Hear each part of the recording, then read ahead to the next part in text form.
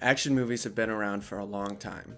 And as long as there have been action movies, there have been movie villains. Now, a good villain must outclass the hero or heroes in some way. He must be better than the hero at something for competition to exist. If your villain isn't Goliath and your hero isn't David, you're not watching a story of trial, perseverance, growth, and accomplishment. You're just watching a beatdown. Or you're watching John Wick, but I repeat myself.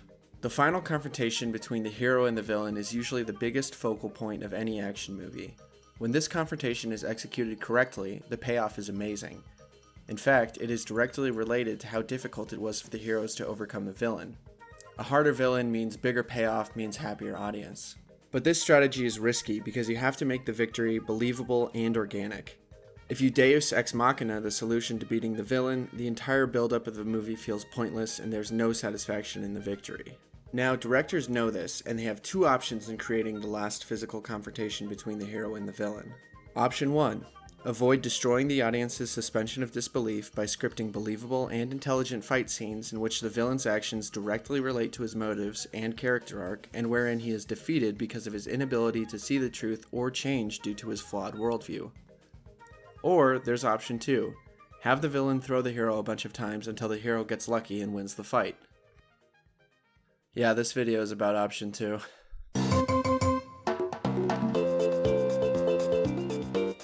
Movies that rely on villains throwing the heroes over and over and over again in order to give a scene the illusion of danger are absolutely infuriating. It is lazy scriptwriting at its worst. When I spend my time watching a movie with a compelling story and a terrifying villain, and then watch said villain act completely irrationally for 10 minutes at the end, leading to a miraculous upset victory for the hero, I'm never impressed. In fact, usually I'm quite annoyed.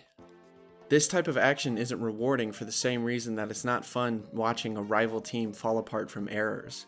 Your team didn't really win so much as the other team lost. You might be happy for the W, but you'd probably turn off the TV feeling kind of cheated. You'd say it was a bad game. Movies that do this are bad movies. It's not the act of throwing someone itself that makes a movie bad. It's the fact that the villain's actions do not line up with his motive or character. For example, take these scenes from Terminator Salvation. Yeah! Bye, have a beautiful time. Excuse me, brah. Bye-bye. Emotional damage. We've been trying to contact you regarding your car's extended warranty for quite some time now. I don't have a car.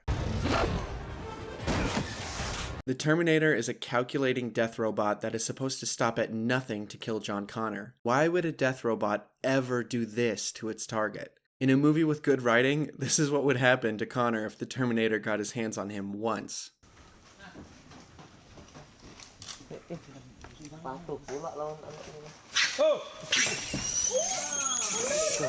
Though there are some really bad throwing scenes in movies, and I'm sure you can think of some yourself, there are also some good ones. My favorite has got to be the scene in Chappie where he gets angry and spends 10 minutes absolutely annihilating Wolverine. You godless freak! God!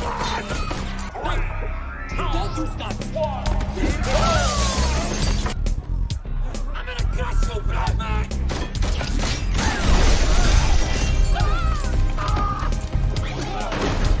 No!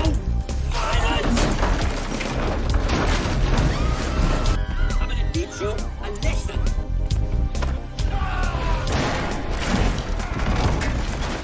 Now, I forgive you, Batman. This is the most gangster thing ever. Chappie knows he can kill the greatest showman at any time, yet he keeps throwing him through walls just to mentally and physically dominate him. Also, look at this final scene of Jean Valjean. This is what someone should look like after receiving that kind of treatment. Now, of course, Chappie isn't a villain, so what's a good example of a villain throwing the hero in a movie and still making it work? The first thing that comes to my mind is the final fight in Megamind with Titan.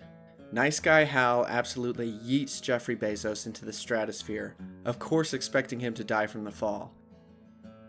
Instead, Blue Bezos outsmarts his competition yet again and dehydrates his atomic matrix, falling safely in the fountain, rehydrating into his proper form and proceeding to turn Jonah Hill back into young Jonah Hill. This scene is a perfect example of a villain acting in character and using his powers for an all but guaranteed win.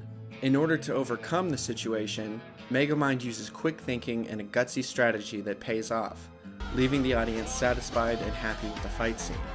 In conclusion, throwing people in movies is an art. It can be done well, and it can be done poorly. In order to pull it off, the throwing really needs to make sense for the characters, just like everything else in the film. So the next time you see someone get tossed around in a movie like a frisbee, take a moment to think about whether it makes the movie better or worse and why. Thanks for watching. If you liked this video, please like and subscribe. Tell me what you thought in the comments. Also, I just want to say thank you to everyone who subscribed. I actually just got monetized and I have my first check for 85 cents in the mail. So that 85 cents is all due to you guys. Also, my wife wanted me to give a special honorable mention to the throwing scene in The Incredibles, where Syndrome points his 0-point energy laser at Mr. Incredible to freeze him, and then while he's showing off, accidentally throws him. And are you kidding me? My wife thinks that that's a great throwing scene, so